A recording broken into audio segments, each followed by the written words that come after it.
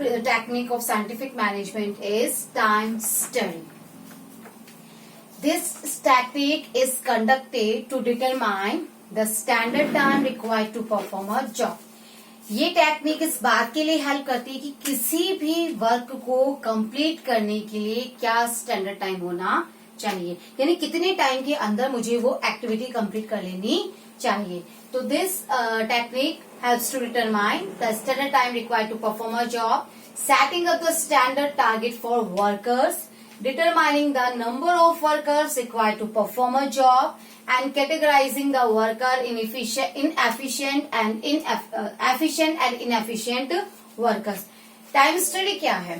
देखिए, किसी भी काम को करने के लिए हमें कितना टाइम रिक्वायर्ड होना चाहिए, वो स्टैंडर्ड टाइम डिसाइड करना ही टाइम स्टडी है. और इससे सिर्फ हमें टाइम ही डिसाइड नहीं करना होता है, बल्कि हमें कितने वर्कर्स चाहिए, तो नंबर ऑफ वर्कर्स कितना, उनको कितना वेजेस पेमेंट करना है, और उसी अकॉर्डिंग एफिशिएंट और इनएफिशिएंट वर्कर्स का क्लासिफिकेशन करना, ये सब हम टाइम स्टडी से कर सकते हैं. Let's take an example. Like मैंने कहा कि मुझे अकाउंटेंसी का एक क्रैश कोर्स करवाने में सपोज 80 डेज चाहिए. अब ये 80 डेज क्यों चाहिए मुझे? हमने क्या किया, हमने ऑब्जर्व किया है कि दिस चैप्टर विल टेक इतना time, second chapter will take time, like first chapter will take 10 hours, second chapter will take 4 hours. ऐसे करके हमने टोटल पता किया, तो हमें लगा कि हमें 80 आवर्स चाहिए. ठीक है, तो अगर मैं हर रोज 1 घंटे की क्लास रखती हूँ तो मुझे कितने डेज चाहिए? 80 डेज चाहिए. 2 घंटे की क्लास रखती हूँ तो मेरा टाइम कितना होगा? 40 डेज चाहिए. क्लियर है? 4 घंटे की क्लास रखती हूँ तो कितना होगा? 20 डेज होगा. तो मैंने क्या किया, मैंने अपने पूरे वर्क को एक छोटे छोटे टास्क में डिवाइड किया और ये देखा कि हर टास्क को कंप्लीट करने में कितना टाइम लगना चाहिए. फिर उस टाइम को मैंने ऑल ओवर जब इंटीग्रेट किया तो पता चलता है कि होल वर्क करने के लिए मुझे कितना टाइम लगना चाहिए. ऐसा ही ऑर्गेनाइजेशंस में, कंपनीज में होता है. वो किसी भी टास्क को पहले, किसी भी वर्क को पहले छोटे छोटे टास्क में डिवाइड करते हैं और देखते हैं कि उस टास्क को, एक एक टास्क को कंप्लीट करने में कितना टाइम लगेगा. फिर उन सारों को इंटीग्रेट करके फिर हम देखते हैं कि होल वर्क को कंप्लीट करने में कितना टाइम चाहिए. और अगर वर्कर्स उस टाइमिंग में वर्क को कंप्लीट करने के लिए मुझे कितने वर्कर्स चाहिए, और जो वर्कर स्टैंडर्ड टाइम के अंदर कंप्लीट करता है वर्क को, वो एफिशिएंट वर्कर है, जो नहीं करता है वो इनएफिशिएंट वर्कर है. इसके अकॉर्डिंग मुझे वेजेस डिसाइड करने में भी हेल्प मिलती है. मैं एक और एग्जांपल लेती हूँ. लाइक एक वर्कर जो है वो एक शर्ट 1 घंटे में स्टिच कर सकता है. ठीक है, पूरे दिन भर में वो 10 घंटे काम करता है, तो इसका मतलब वो कितने शर्ट स्टिच कर सकता है? 10 शर्ट स्टिच कर सकता है. ओके, अब मुझे 50 शर्ट स्टिच करवानी है पर डे. ठीक है, I want 50 shirts on daily basis. तो 50 शर्ट्स प्रोड्यूस करवाने के लिए मुझे कितने वर्कर्स चाहिए? अब मुझे चाहिए 5 वर्कर. एक वर्कर 10 घंटे काम कर रहा है, 10 शर्ट तैयार कर देता है. 50 शर्ट्स मुझे चाहिए, तो मुझे कितने एम्प्लॉयड करने पड़ेंगे? मुझे चाहिए 5 वर्कर्स. अब वेजेस डिसाइड करना है मुझे उनका. मैंने देखा कि मार्केट में जो वेजेस चल रहा है इस वर्क के लिए वो है 600 रुपीज डेली बेसिस पर. तो मैंने कहा अपने वर्कर से कि आपको मैं 60 रुपीज पर शर्ट के हिसाब से पेमेंट करूंगी.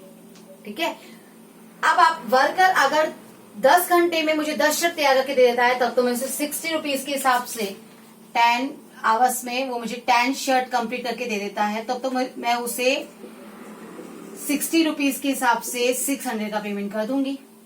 ठीक है, अगर वो 9 ही करता है तो मैं 9 पे उसके हिसाब से करूंगी. ओके, तो इस तरीके से टाइम स्टडी आपको ये बताती है कि किसी भी वर्क के लिए एक स्टैंडर्ड टाइम क्या होना चाहिए.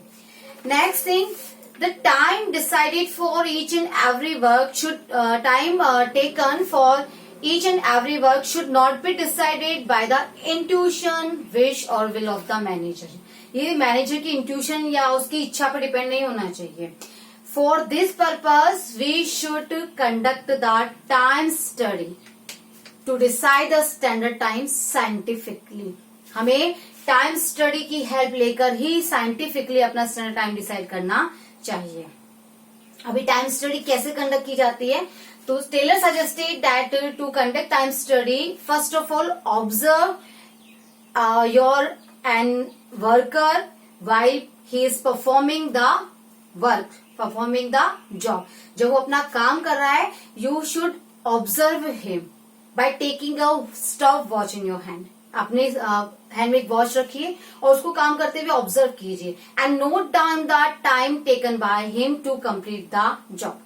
उसने जितना टाइम लिया आप उसको नोट डाउन कर लीजिए and repeat it same repeat it for 100 times and then take out the average time. इस चीज को आप 100 टाइम्स रिपीट करिए और फिर देखिए कि क्या एवरेज टाइम आता है. And this average time should be taken as standard time for the particular job.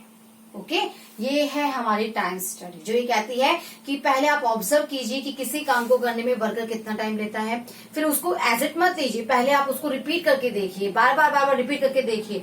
फिर जो एवरेज निकल के आता है उस एवरेज को ही आपको स्टैंडर्ड टाइम मानना है. तो standard time study helps to decide standard time to perform a job, setting up the standard target for workers, determine the number of workers, how many workers need to perform a job, and categorize them in efficient, inefficient workers. Next आती है हमारी fatigue studies. Fatigue का मतलब होता है थकावट. हम भी जानते हैं कि जब हम कंटिन्यूअसली कोई वर्क करते हैं तो वी नीड रेस्ट, हमें जरूरत होती है. मेरे को भी कोई कहे कि मैं सारे दिन भर ऑनलाइन क्लासेस लूं तो मुझे लिए पॉसिबल नहीं है. After taking 1 class I need some rest, मुझे रेस्ट की जरूरत पड़ेगी ताकि मैं क्या कर सकूं, फिर से रीगेन हो सकूं, रिफ्रेश हो सकूं. तो यही होता है ऑर्गेनाइजेशन के अंदर भी कि जब वर्कर्स कंटिन्यूअस काम करते हैं then they need some times for rest for regain the stamina. And this technique helps to decide the rest interval, time of rest interval, frequency of rest intervals.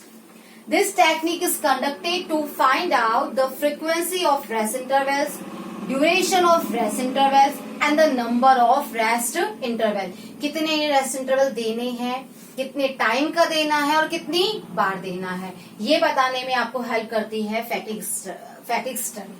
ये technique आपको इसी में help करती है.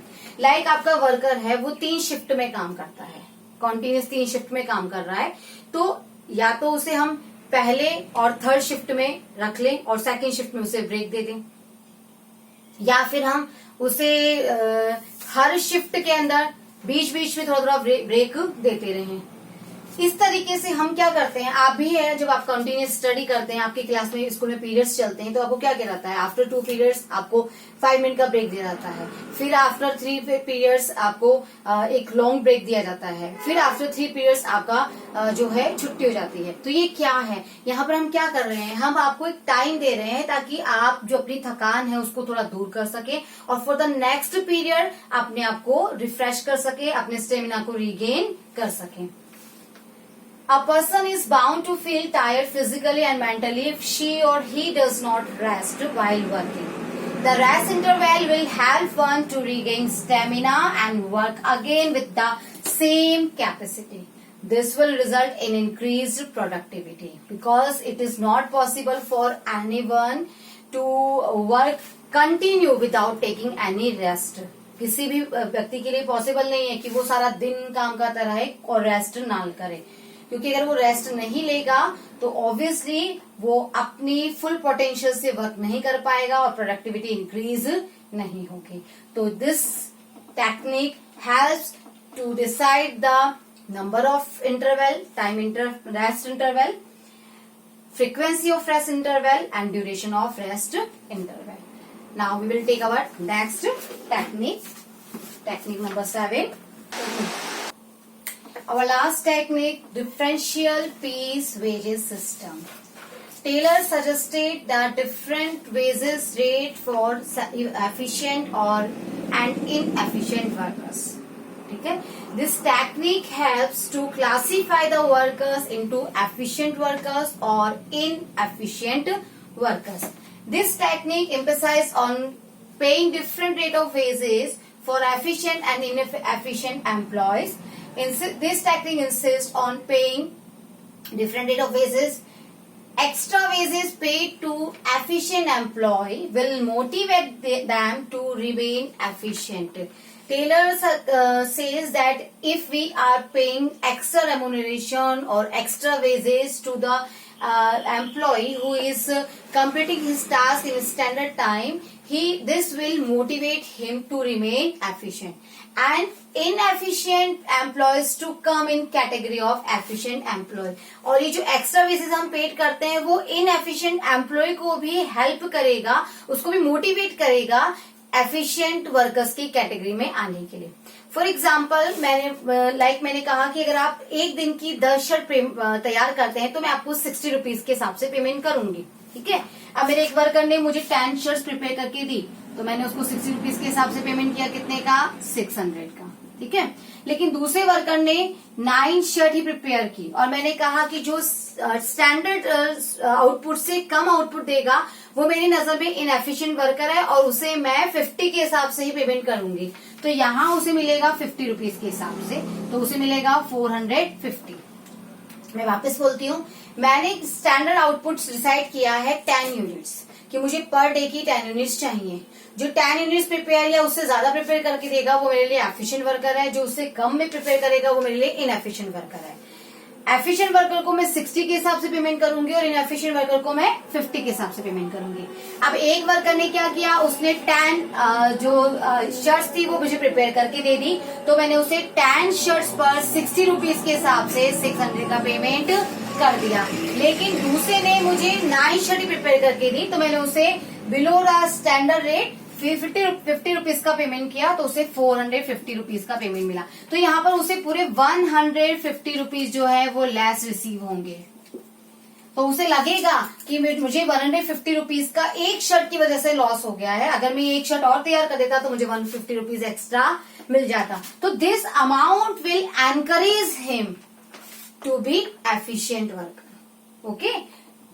तो दिस टेक्निक, ये जो technique है ये इसी बात पर जोर डालती है कि पहली बात तो कि एफिशिएंट वर्कर और एफिशिएंट वर्कर का वेजेज रेट जो होना चाहिए वो डिफरेंट होना चाहिए. और जो भी वर्कर एफिशिएंटली अपना वर्क कंप्लीट करता है उसे रिवॉर्ड दिया जाना चाहिए, एक्स्ट्रा पेमेंट दिया जाना चाहिए. ये एक्स्ट्रा पेमेंट न सिर्फ उसे अपने एफिशिएंसी को बनाए रखने में हेल्प करेगा बल्कि ये इनएफिशिएंट वर्कर्स को भी मोटिवेट करेगा कि वो भी अपना स्टैंडर्ड आउटपुट स्टैंडर्ड टाइम के अंदर दे दें. When payment is given according to performance, automatically the production will be increased, maximized. और हम जानते हैं कि अगर हमारा जो एफिशिएंट हर वर्कर अगर एफिशिएंटली अपना स्टैंडर्ड आउटपुट प्रिपेयर करके देगा तो हमारा प्रोडक्शन ऑटोमेटिकली इंक्रीज हो जाएगा. इसको हम एक एग्जांपल से और समझते हैं.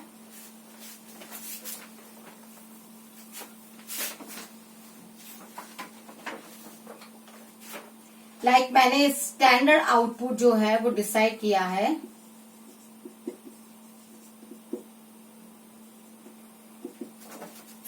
20 यूनिट्स,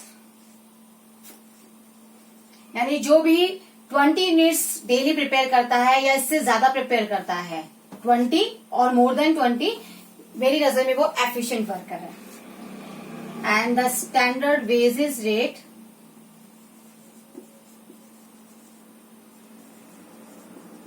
वो मैंने रखी है 50 rupees per unit. Okay. Below standard output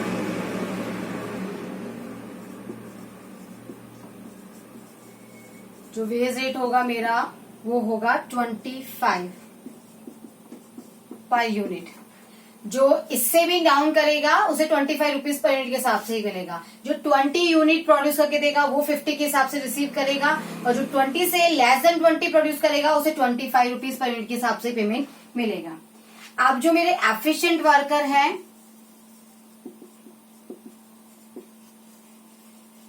उसने मुझे प्रिपेयर करके दी है 25 यूनिट्स. ठीक है. और जो मेरा इनएफिशिएंट वर्कर है उसने मुझे तैयार करके दी है ओनली 15 यूनिट्स. तो मैंने देखा कि जो मेरा स्टैंडर्ड आउटपुट था वो 20 था. एफिशिएंट वर्कर ने मुझे 25 यूनिट्स प्रोड्यूस करके दी तो he will get 25 multiply by 50, क्योंकि मैंने स्टैंडर्ड वेजेस रखा है 50, तो ही विल गेट 1250. बट जो अदर वर्कर है he produced only 15 units below the standard output. और मैंने कहा था कि जो स्टैंडर्ड आउटपुट से बिलो रखी प्रोड्यूस करेगा उससे फिर मैं 25 के हिसाब से पेमेंट दूंगी। तो यहाँ पर जो उसका पेमेंट होगा वो होगा 25 रुपीज के हिसाब से। तो यहाँ उसको मिलेंगे ओनली 375 रुपीज।